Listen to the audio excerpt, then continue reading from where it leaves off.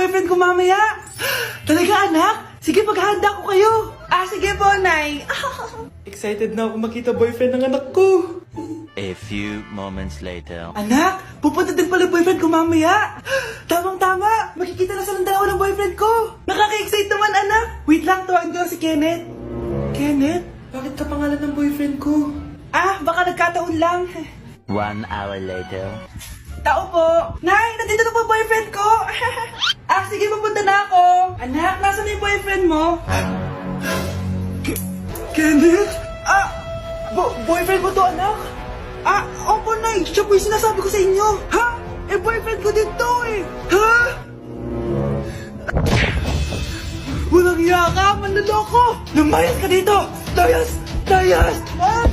Teka lang. Bakit? May kakambal ako.